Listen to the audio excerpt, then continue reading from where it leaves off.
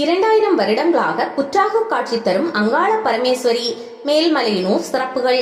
அங்காள பரமேஸ்வரிக்கு நாட்டின் பல இடங்களிலும் ஆலயங்கள் உள்ளன என்றாலும் அன்னைக்கு மேல்மலையனூர் ஆலயமே தலைமை ஆலயமாகும். மூலவர் சுயம்பு புற்றுமண்ணால் உருவானவள். அங்காளம்மன் 4 திருக்கரங்களுடன் வடக்கு நோக்கி அமர்ந்திருக்கிறாள்.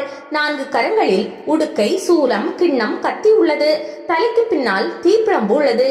இடது காலை மடித்து வலது காலை தொங்கவிட்டு காலுக்கு அடியில் கபாலம் உள்ளது. 5 தலை நாகத்தின் கீழ் அன்னை அருளாட்சி புரிகிறாள். கோயிலுக்கு 4 நுழைவாயில்கள் உள்ளன. பக்தர்கள் வடக்கு நுழைவாயிலை பிரதான நுழைவாயிலாக பயன்படுத்தி வருகின்றனர். சுமார் 2000 ஆண்டுகளுக்கு முன்பே அங்காளம்மன் புற்றாக அமர்ந்ததாக நம்பப்படுகிறது. இப்புற்றானது அளவில் பெரியதாக உள்ளது.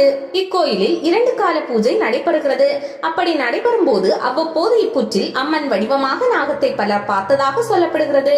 பூஜையின் போது சக்தி வாய்ந்த புற்று மண்ணை பூஜை தண்ணீரில் கலந்து பக்தர்களுக்கு கொடுக்கிறார்கள். குழந்தை பாக்கியம் இல்லாதவர்கள் பூஜையில் கலந்து கொண்டு புற்றுமண் கலந்த நீரை அருந்தினால் புத்திர பாக்கியம் கிடைக்கும் என பக்தர்களால் நம்பப்படுகிறது. திருக்கோயிலின் தெற்கு பகுதியில் மல்லாந்து படுத்து பெரிய உருவமாக பெரியாயி அருள் புரிகிறாள்.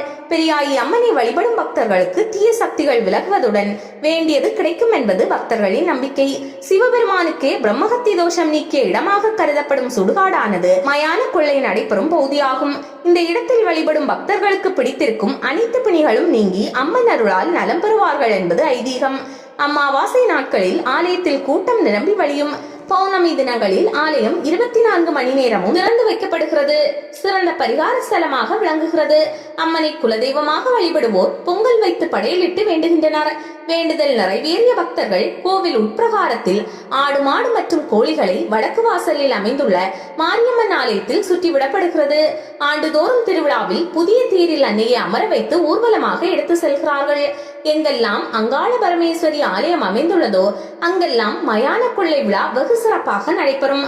மாசி மாதம் மயான கொள்ளை திருவிழா பெரிய அளவில் நடக்கும். பக்தர்கள் தானியங்களை கொண்டு வந்து உணவு சமைத்து அம்மனுக்கு அர்ப்பணிக்கின்றனர். மயானத்தில் அன்னையே ஆராதிக்கின்றார்கள். பலர் சாணி ஆடிக்கொண்டே செல்வார்கள். காண்போர் வியக்கும் வண்ணம் பூஜை செய்கிறார்கள். இதனால் ஏவல், பில்லி, சூனியம் போன்ற தீய சக்திகள் விலகும் என்பது பக்தர்களின் அசைக்க முடியாத நம்பிக்கையாக உள்ளது. பிரம்மனின் 5ஆம் தலையை கொய்ததால் சிவனுக்கு பிரம்மஹத்தி தோஷம் ஏற்பட்டது. அந்த தலை சிவனின் உள்ளங்கையில் ஒட்டி கொண்டது. என்ன முயற்சி செய்தும் கையை விட்டு அகலாததுடன் சிவனுக்கு இடப்படும் உணவு வகைகளையும் அத்தலையே உண்டு வந்தது. மகாவிஷ்ணு அறிவுரைப்படி பார்வதி தேவி 3 கவளம் அன்னத்தை எடுத்து 2 கவளத்தை சிவன் கையில் இட பிரம்ம கவாலமே வழக்கம் போல் உண்டு விடுகிறது. 3ஆம் கவளத்தை தவறுதலாக போடுவது போல் மண்ணில் போட்டு விடுகிறாள் பார்வதி. உணவின் ருசியில் மயங்கிய கபாலம் மண்ணை நோக்கி பாய விஸ்வரூபம் எடுத்த அங்காளம்மன் அந்த கபாலத்தை காலில் போட்டு மிதித்து அடக்கி விடுகிறாள். பின்னர் கோபம் தணிந்து தனது சுய உருவம் எடுத்து அங்காள பரமேஸ்வரியாக மேல்மலையனூர் கோவிலில் பக்தர்களுக்கு அருள்பாலித்து வருகிறார். இதுவே ஸ்தல வரலாறு ஆகும்.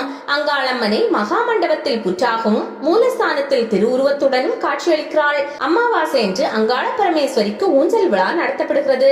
இதனை காண லட்சோப லட்சம் பக்தர்கள் குவிகின்றனர் என்பது குறிப்பிடத்தக்கது.